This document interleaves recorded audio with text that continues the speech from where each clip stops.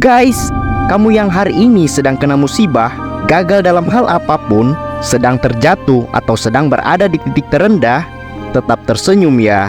Ini pesan khusus Allah untuk kamu.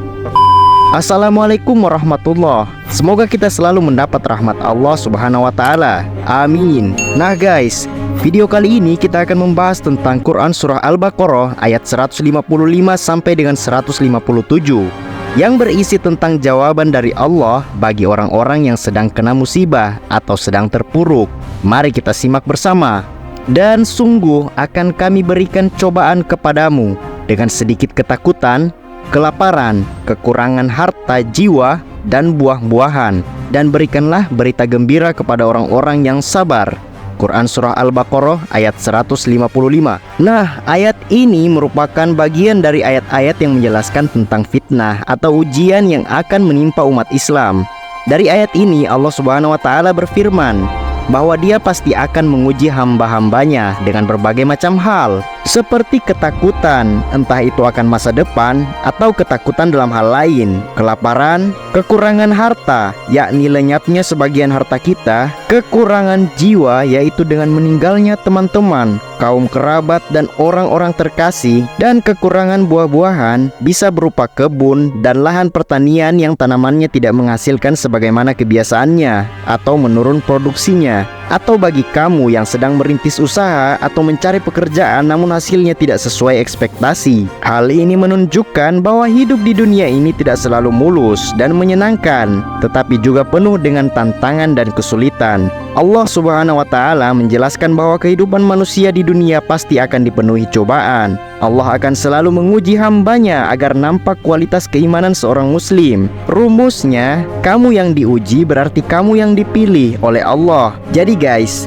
apapun yang kamu sedang alami sekarang, tetap sabar dan semangat. Seberat apapun masalah yang kamu hadapi, tetaplah ingat ayat ini bahwa bukan cuma kamu saja, tetapi semua manusia pasti pernah diuji dengan masalah. Lantas, bagaimana solusinya? Nah, di akhir ayat ini sudah dijawab oleh Allah, yakni sabar. Seperti apa orang yang sabar itu? Yaitu orang-orang yang apabila ditimpa musibah, mereka mengucapkan Inna lillahi wa inna ilaihi roji'un. Sesungguhnya kami adalah milik Allah, dan sesungguhnya hanya kepadanya kami akan kembali. Quran Surah Al-Baqarah ayat 156.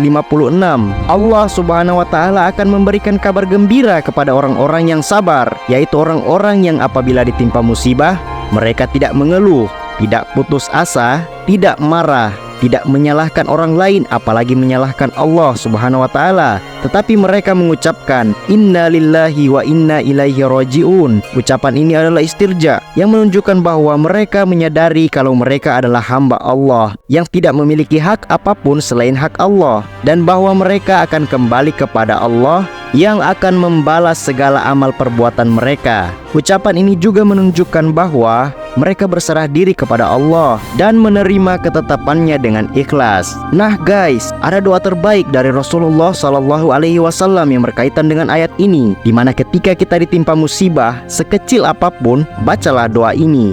Inna lillahi wa inna ilaihi roji'un. Allahumma ajirni fi musibati wa akhlifli khairam minha. Yang artinya adalah, sesungguhnya kami adalah milik Allah, dan sesungguhnya hanya kepadanya lah kami akan kembali. Ya Allah, karuniakanlah padaku pahala dalam musibah yang menimpaku, dan berilah aku ganti yang lebih baik daripadanya. Hadis riwayat Muslim. Bahkan orang-orang soleh terdahulu membaca doa ini hanya karena tersandung di batu. Artinya, masalah sekecil apapun, kita harus berdoa kepada Allah agar diberi pahala dan diberi ganti yang lebih baik. Sehingga di ayat berikutnya Allah berfirman, mereka itulah yang memperoleh ampunan dan rahmat dari Tuhannya, dan mereka itulah orang-orang yang mendapat petunjuk.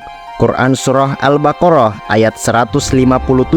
Jadi guys, mereka itulah yang memperoleh ampunan dan rahmat dari Allah, yaitu pengampunan dari dosa-dosa mereka. Karena bisa jadi musibah sekecil apapun yang menimpa kita berasal dari dosa yang pernah kita lakukan, serta diberi rahmat atas kesabaran mereka yang meliputi segala kebaikan di dunia dan di akhirat. Masya Allah sekali ya guys. Mereka itulah yang mendapat petunjuk, yaitu petunjuk yang membawa mereka ke jalan yang lurus, yaitu jalan yang menuju kepada Allah dan surganya. Masya Allah sekali ya guys. Sekarang gimana? Masih mau bersedih?